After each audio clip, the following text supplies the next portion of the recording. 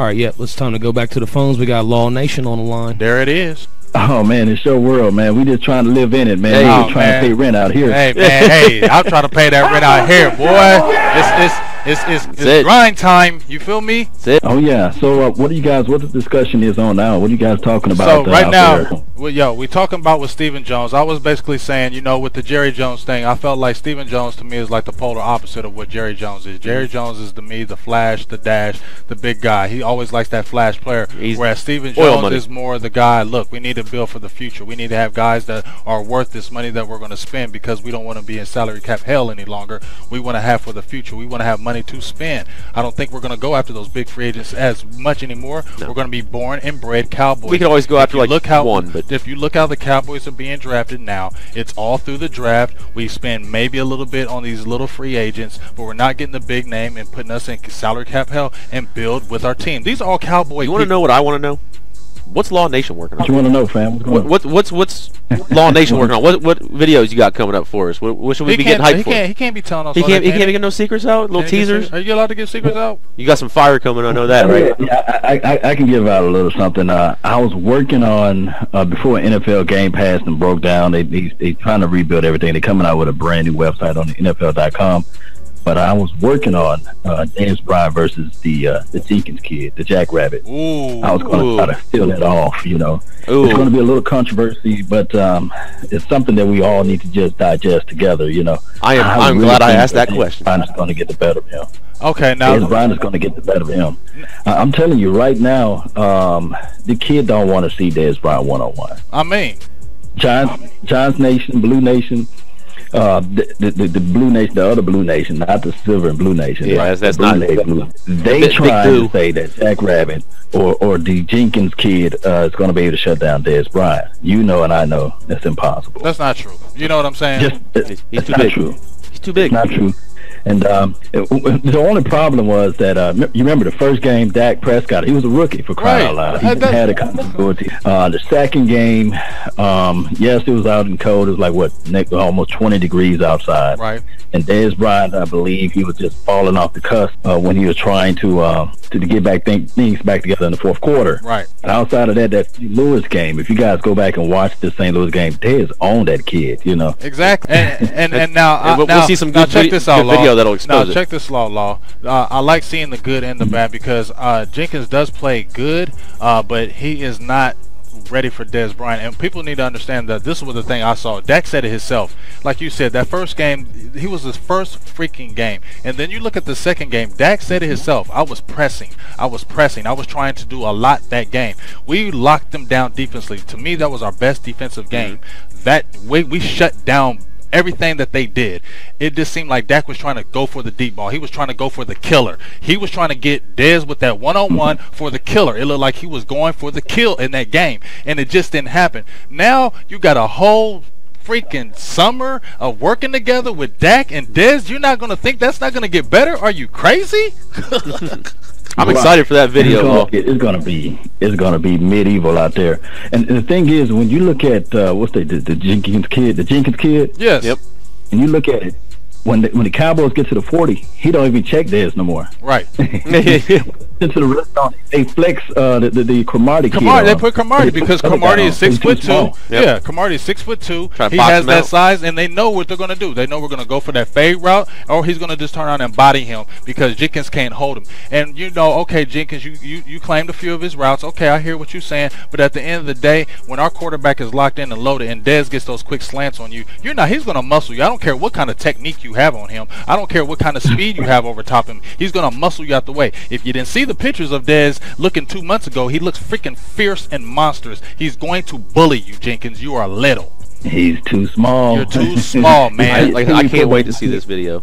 I'm excited for it, Law. That's what I'm talking about. That's what I'm talking about, guys. I just can't wait, man. And I love what you guys doing out there, spreading the word out there, man, to the masses out there. But hey, during this offseason, it's time for us to build and just look at players. Any players that you guys want me to take an extra look at? Oh, this is what I want you to look at. I got a guy that I posted on the page. He's actually following the page. I'm going to give you a shout-out. John Lotulele. The kid from UNLV.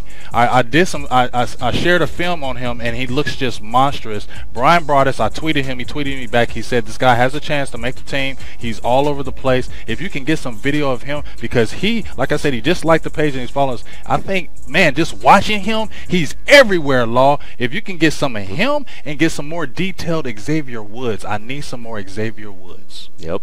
Xavier Woods and John, don't he play like a linebacker? Yes, he's. I think he's. I don't know if he's playing inside. I don't know if he's playing the middle, because he played a lot of middle linebacker at UNLV. He's not a big guy because he's 5'11", but he's a good 235 pounds. But he has no problem taking on guards and centers. He sheds those tackles and gets there. And he's got 4.6 speed. And Brian Broaddus said he's everywhere. I just can't wait to training camp. If you can find some of him, the fans would love that. He's flying out to the ball better than Lucas Waka. Oh, now Lucas Watcher, honestly, I think he is, because they're saying that. The one film I saw, Now Lucas Watcher, they got one person. I think it was John Machota said that he can make the team, but I think the way they're looking at it is Lotele. But they keep on talking about that. What's his name? Neschoa, but he's always hurt, Law. Oh, Mark. Yes, he's always hurt. I like the size, but he's got 3 tackles in 3 years. But man, did you guys see that pick he did? Yeah, I mean, he has the talent, but you got to be on the field. Man, I like that kid talent. I like his upside. Yeah, I think that's why they keep him on the roster. Yeah, man, he fit that motif for being a middle linebacker, man. If only he can stay healthy. I would love to see him out there for 16 weeks. Believe it or not, I just like this. I just like the way he flies to the ball. But I'm gonna look up this guy, John, right? Yeah, John Lotele. Check him out. He's from UNLV. Find something on him. And one last request, because I'm being greedy. My bad. Damian, I need some more Damian Wilson, because I know there's not a lot of tape on him, but just watching Damian Wilson, I think Damian Wilson is a freaking monster, man. I wrote an article on him. I love freaking Damian Wilson. I think he's going to be an absolute beast this year. Right. You guys, look, Damian Wilson and Anthony, they're not laying down for Jalen. No, Anthony Hitchens they're saying he's having a phenomenal camp. He's not giving up that job. And that's just making him even better. People dog Hitch or not high on him. Dude had 100 tackles last year. He's steady. Every year he shows up. When somebody gets hurt, he can play the middle, he can play the strong, and he can play the weak. He's played all 3 positions in his career. Yep. Another small frame guy out there playing everything out there. And then when you got something like that, you know, I know I've been saying to everybody, like, hey, should we go get Zach Ora or Darryl Washington? What do you think? You know, I like Darryl Washington. Hey, I did a video. Darryl Washington reached out to me. Yeah, Said, hey, I did. Yeah. So it's just so many things out there, man. That so Darryl Washington reached out. When a free agent is out there, Darryl Washington reached out to me. Benson Mayowa. Oh, wow. Demontre Moore, you know. Yep. They love all my clips. That's impressive. That's because they're just like us. They love your videos, You're man. a beast. You're a beast in what you bring to the table. I mean, and hey, Demontre Moore, like when you posted that Demontre Moore video and you said this is the dark horse, I jumped on. As soon as I seen the clip, I'm like, I'm telling you, Demontre Moore. Broaddus has been talking about him since he left Seattle. He's come through. It's like maybe he wasn't ready for the time when they had just a lot of deep players with the Giants. He got good tutelage with the Seattle Seahawks. I think this dude, I think he's the best pass rusher on the team. I don't care what anybody says to me. I think his pass rushing skills, I think is best across the board as far as our defensive ends. I don't know what you think about that, Law. Man, that kid is lit, man. I'm telling you, he got bend, get off the edge, can drop that shoulder, can get to the quarterback. Now, you know, team's going to have to worry about him. I guarantee you that because of the simple strength, now you got him, you're going to have to demand the double team with Malik Collins and the Stephen Payers of the world, even Thornton against the run. You talking about they got to focus in on the interior while we get this guy to come off the edge, streaming off the edge. I just wish, and I'm talking about I wish that David Irving could just stay in the mix. Man. Because now you can put it to the inside, too, and just have this guy streaming off the edge. It's just a horrible matchup, you know. That would be think about this, Law. They're already talking about he was cool with playing stand-up rush linebacker. So if you put a David Irving on one end and you put Demontre Moore standing up as a rush linebacker on a blitz where you're going to a nickel or a dime defense and he's just coming off the edge, are you serious? Nasty. Are you serious? You got this nasty and medieval, man. I'm telling you, and there's another thing out here too as well, guys. when you got a versatile middle linebacker, right? I'm just gonna jump back to the middle linebacker. Yes. Let's say, for instance, Jalen, right? Then now you got Jalen Smith and Sean Lee. Guess what? Those guys can switch roles. They can switch over to Sam. They can switch over to Williams. They can. Now you remember when Tony Romo was playing out there? He had to call out the mic. Right. Yep. He had to call out the mic. Who's the mic linebacker? Who's the mic linebacker? Right. See, we didn't have that defense last year, the year before, because we just didn't have that type of flexibility out there as far as the middle linebacking core or what have you, or the linebacking core. But we have it now. We have it now. You have to worry about the pressure now. You know what I'm saying? Yes. So this is going to be this defense. I'm telling you, this is a solid defense. Where we was ranked 14th overall in defense, and all the Giants fans out there, they saying, okay, our defense is number one and all this stuff. The Dallas Cowboys had more sacks than the Giants last year. Exactly. They created a lot of pressure, and they was number one against the run. Number one. And top two was top three in scoring defense. The only weakness was 26 overall in the actual DB category and passing category. And we can all contest that the Cheetah Bay and the Jordan Lewises of the world, we're going to be a whole lot better than 26. I mean, and that's what people. That's why when people have these arguments to me, it doesn't hold any weight. The stats don't lie. Stats don't lie. So if you're sitting there saying that our defense is terrible, you got to go look at the stats, and the stats say so wrong.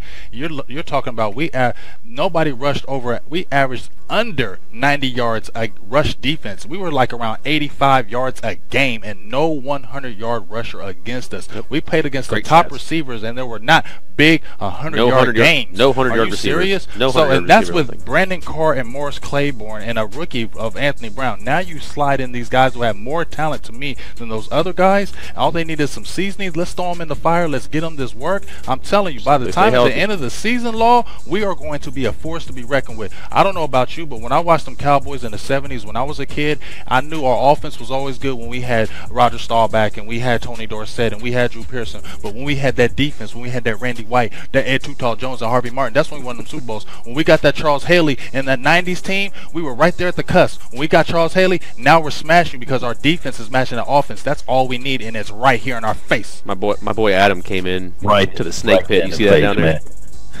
and I'm gonna give everybody in the chat box. I'm gonna give everybody in the chat box right now a homework assignment. Okay. If you guys can go back and watch the 2012 Seattle Seahawks, just go back and watch the 7-9. I think they were 7-9. 2012 Seattle Seahawks, right? Just look at how they played their defense, and then 2013 they came onto the scene. They're like, oh man, this defense is number one, and this and that. They got this, they got that. Just go back and watch them the year before, and you will see the path that the Cowboys are going on. Not trying to compare them to the Seattle Seahawks defense. Go back and watch that type of team.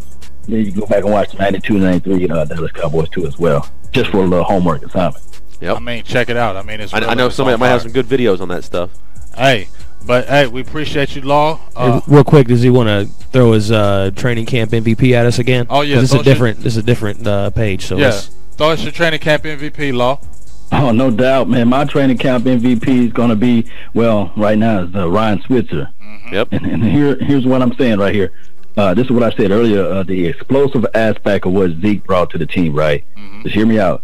Zeke, the freak, brought that explosive, turned 0 yards to 60, was able to take the top off the defense just from the running aspect. But now you got a guy that's versatile. He can just play. He can play within the slot. He can line him back as a halfback, for crying out loud. He can put more. He can do the reverse sweep a whole lot better and be a threat to also pass the ball. I saw some college films on that. And when I'm talking about a guy that's medieval with the punt return, this kid got. I'm gonna try to keep it PG-13. No, go ahead and throw it out there. we heard that earlier. He got cojones, yeah. Cojones. He's gonna be able to get that. What you call that? What you call that? The glory hole. Oh, hey, can we get some glory hole? And so, having said that, I want me some glory hole. Yes, indeed. That's my training camp MVP, man. He's going to be able to, hey, on the defense side, yeah, wait for this training camp to come up and this preseason to come up. Look out for the X. That's all I'm gonna say. You're gonna find them. You're gonna see them because that's when the pads come on, baby. That's it. That's what I tell you. Get them pads on. You tell them. That's when that kind of guy makes a difference. I mean, that's when it's going down. Hey, Law, we appreciate you, man. I hope he's right though with the Ryan Switzer in the backfield. I'm excited to see that. I mean, honestly, just like you said, we were talking about it off the air that the 0 to 60. Like I said, I love Beasley, but he's more of a shifty type receiver. He's that shifty guy. He was never a 0 to 60 guy. You can catch Beasley, but he's so shifty and quick. Now you have a guy. If you hit Ryan Switzer in the slot pattern and he's on the fly and he catches it, he can take it to the house. He's a guy that can take it to the house. And like Allah saying, the biggest thing to me was that he has that moxie. Him and Dez are kicking it. Dez is like his big brother. Dez has that moxie. He's looking up to him, so he's going to always want to shine and impress Dez. It's like he was almost made for the Cowboys. He has no fear. He wants that big play. You don't think when he gets the ball, he's trying to take it to the house because he wants everybody talking about Ryan Switzer.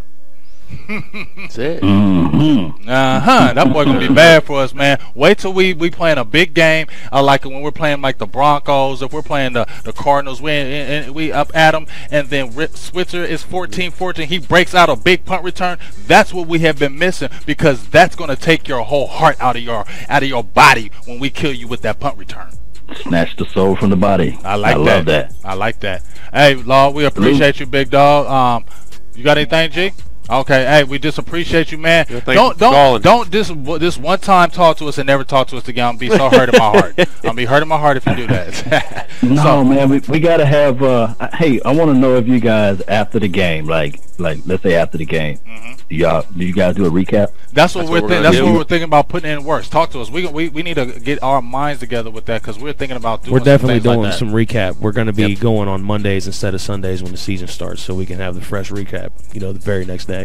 Right. We can do a little swing practice like after preseason games. We do a little recap, what went right, what went wrong, and then what I'll do is midday Wednesday I put up the all 22 and I show all the things. But we're gonna do a fresh recap after the game, so that'll be good for everybody to have an insight of what we feel, what was going on, and what needs to be improved on. Exactly. I love it. That's what I was saying when I said we're in the boring season of this show right now, is because we don't have the actual 16 weeks of game to talk about. We can't wait. So yes, that's going down. We appreciate you, Law Nation, calling in. We can't wait to this collab. Make sure you're tuning in, because you're gonna see this Law Nation, Silver and Blue Nation collab, EB Sports. You're gonna see it here. So don't play around and stay on this right here. Silver and Blue Nation, Law Nation. We appreciate you, big dog. Share, good night, and thank you for calling in again. Yep. All right. Appreciate it, fam. Y'all have a good one. All right, sir. Ladies and gentlemen. I just want to say, did you see Friday and you saw when Smokey was like, "That's my dog. That's my dog. That's my dog." Law Nation. Law Nation. You know what I'm saying?